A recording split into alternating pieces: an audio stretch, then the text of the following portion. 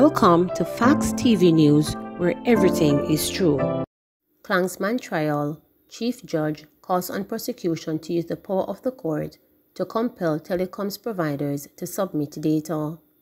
Presiding Judge Chief Justice Brian Skies yesterday questioned how much longer the prosecution in the Klansman gang trial would use moral session to try to obtain crucial call data information from the nation's telecommunications providers. The issue of the absent call data information has been lingering. It featured prominently in Tuesday's proceeding and yesterday was still on the mind of the Chief Judge. He called on the prosecution to use the powers of the courts to summon the telecommunication providers and obtain the documents. Presiding Judge Chief Justice Brian Sykes today again raised concerns about the absence of crucial call data information that has not been forthcoming from the nation's two telecommunications providers. In court on Monday, the lead investigator who is in the witness box had said the police requested the call data information from the two local telecommunications providers, but there have been challenges getting the evidence. It's a revelation that riled presiding Judge Chief Justice Brian Sykes and also left him puzzled. He questioned why the police would be having difficulties obtaining evidential material in relation to an investigation into serious crimes. As the prosecution continued its examination in chief of the witness today, Justice Sykes declared that the prosecution couldn't continue to go on using moral suasion to try to obtain the call data information. He also said the powers of the court through orders during case management should have been used to summon the providers before trial started. Justice Sykes said he and the defense needed to know what will be the outcome regarding the documents. He asked if the prosecution would continue to use moral suasion or use the powers of the court to summon the telecommunications providers.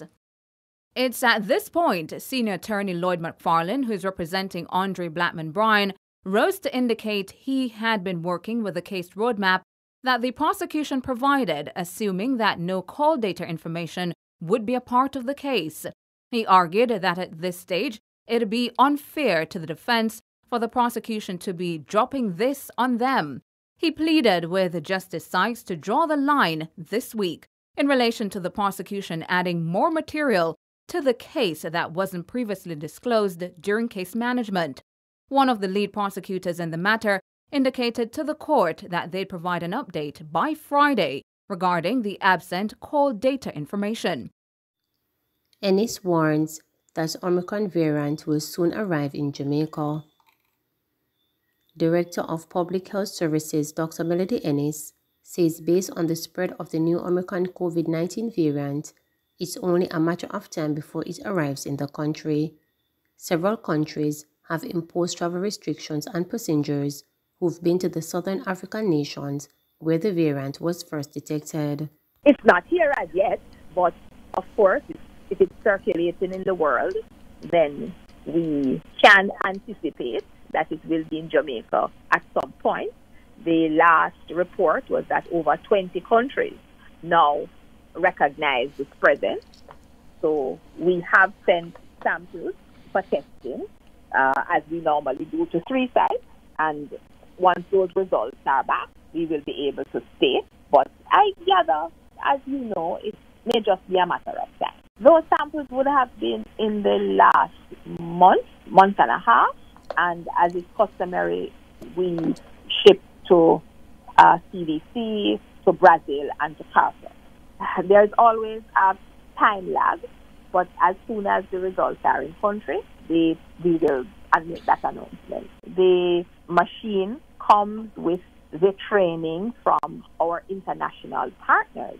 We have personnel ready to be trained, but we're all in this pandemic. There has been a slowing of the logistics of such things, and everybody wants the same training in countries that have so instituted. So we are actually in line to be trained. It's not that we did not plan.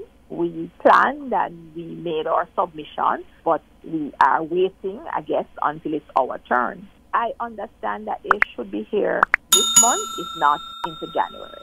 So we are expecting out of our COVAX facility another 100,000 doses. And you do recall that the third tranche of Pfizer vaccine from the U.S. is just about due in country at this time. That should be over 200,000 doses. Recall 600,000 plus doses were promised to us, and we have received just over 400,000 today.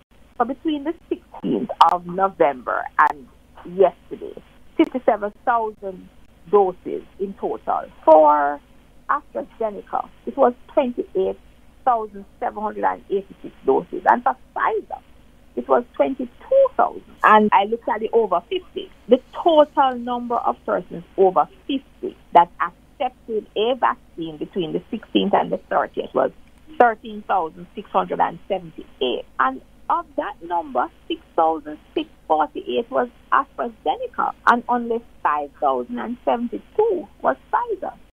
Some business leaders warned it would be a mistake to halt reopening of Jamaica's economy in response to Omicron. At least 2 business leaders in the country are warning against the halting of the reopening of the economy as a response to the Omicron variant of COVID-19. The latest variant of the virus has been spreading through parts of Southern Africa and Europe, with several other countries imposing restrictions on entering their borders. The United States yesterday confirmed its first case of the variant. With fears rising that Omicron will soon be detected in Jamaica, the business leaders say the Jamaican economy cannot afford to be locked again. Just this morning, the country's Director of Family Health Services, Dr. Melody Ennis, told our news center it's only a matter of time before the Omicron variant arrives in Jamaica. It's not here as yet, but of course, if it's circulating in the world, then we can anticipate that it will be in Jamaica at some point. The last report was that over 20 countries now recognize its presence. So we have sent samples for testing, as we normally do, to 3 sites. And once those results are back, we will be able to state. But I gather, as you know, it may just be a matter of time. The new variant has triggered international concerns as it's thought to be highly transmissible.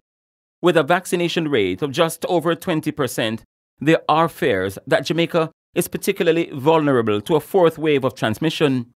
But President of the Micro, Small and Medium-Sized Enterprise MSME Alliance, Donovan Wignall, says it would be a mistake to halt Jamaica's economic reopening. We have seen in the past where we have regressed and have shut down the country, and we have stymied the economic operations of the country, and to no avail.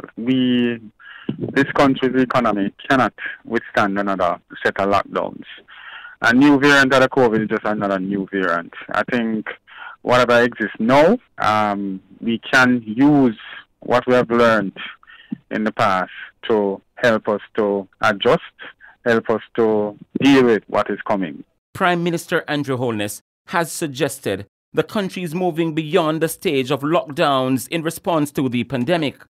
But with mounting uncertainty surrounding the variant, fears persist as to how the government will respond. For his part, Michael Leckie says small businesses are concerned that the new variant could trigger panic in government circles. Leckie heads the Small Business Association of Jamaica. Our deep fear is a slowdown and lockdown of the economy, which we are already having slow sales, and already we have a deep fear that this might cause another panic within the industrial government and cause us to have a lockdown. And this is what we are hoping that this will not happen. The government has so far restricted travel from several African countries. The Prime Minister is expected to come back to the country with updated COVID-19 measures in a few days.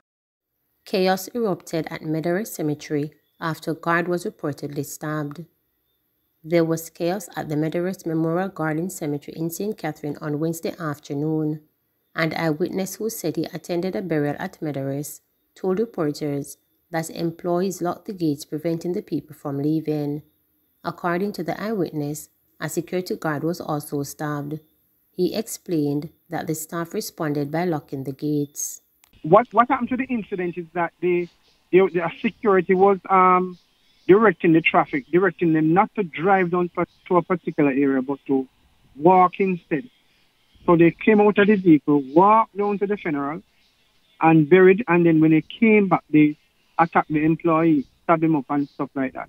Well, yeah, they rushed him off to the hospital. So gunshot was somebody, I don't know, then some police associated with the funeral was firing gunshot to ensure that the guys, get out of the area who were involved and stuff like crazy, man. And just multiply by the amount of people and buses and so on. No, man, persons boy attending funeral are locked in at the burial site in Middlesbrough. And the employees wielding machete trying to find persons who involved and associated with the funeral with the person involved and so on. It's crazy up here. Police is in process of hitting down the gate. The employee don't want me to be shooting the video, so I can't go nearby. The employees apparently went with the keys, and so nobody can leave. Prime Minister Andrew Holness says changes will be made to the NHD to create better housing opportunities for contributors. Prime Minister Andrew Holness says several changes will be made to the National Housing Trust mandate to create better housing opportunities for its contributors. The NHD is fulfilling its mandate. Even so, we have reviewed to ensure that it is fully aligned. There are some changes to be made, particularly in terms of how the NHD uses its resources for social housing programs. We have to make sure that we are not in any way creating a disadvantage for contributors. And at the same time, ensuring that the agencies that are created for that, social housing programs, the Ministry of Housing and the HAJ, that they are adequately funded to do that. The second thing that we have to look at is whether or not the NHD should continue to have any footprint whatsoever in the higher income category, which would mean young professionals would probably be at a disadvantage there. But we will have to look at it based upon, as we say, we're a democracy, we pay attention to what the public is saying. So again, we will have to examine that, Martin, to see whether or not we should be in that category. I don't believe we'll be able to look at interest rates just yet. We have to take a second look at how the portfolio is used and how the portfolio can be leveraged. So for the next 2 to 3 years, right, you will have over 21,000, almost 22,000 housing solutions guaranteed to be on the market. That's not enough. It's not going to solve our problem, but it is going to take us a far way to the solutions. My only challenge, Martin, is to ensure that we keep that target of 8 million as a target. Motion to address Jamaica becoming a republic to be brought to Parliament soon, stated Culture Minister. Minister of Culture, Oliver Babs-Lagrange, says a motion to outline the steps to transforming Jamaica into a republic will be discussed in the Parliament soon. She told the House of Representatives that the government considers the matter of great importance. The subject and the matter is being actively looked at, and you will get the appropriate response in short order. I just have to indicate to you that you will get a response soonest. That's as much as I can say at this time. But we consider the matter important, and Parliament will be looking at this motion or the subject itself at the earliest possible time. That's as much as I can say today. Minister Grange was answering a question from South St. Catherine MP Fitz Jackson, who noted that the republic status achieved by the Caribbean territory of Barbados on Monday. During the ceremony, the Royal Standard flag represented the Queen was lowered and Dame Sandra was sworn in as president. Mr. Jackson noted that a resolution on the matter has languished in Parliament since last year. The South St. Catherine MP says the failure of Jamaica to achieve republic status after lengthy deliberations is depressing.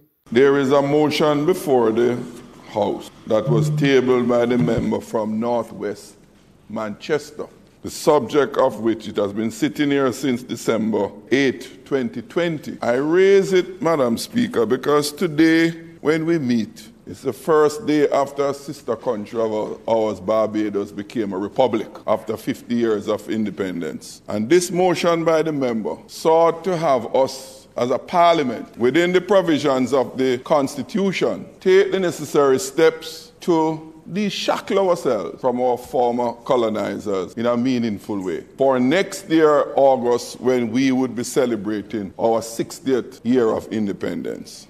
I waited until midnight to watch our sister nation de-shackle itself. And I was a bit depressed that while we have had much consultations in this country about that, right, from in the 90s, we now approaching 60 years is still lacking in the courage to do what they have done. I believe it's high time. Let us use this turning point for our sister nation as a catalyst to formally shed ourselves of that vestige of colonialism. So, Madam Speaker, I'll be grateful if the House Leader could assist us. Please remember to subscribe, like, share, and click the notification bell for daily updates.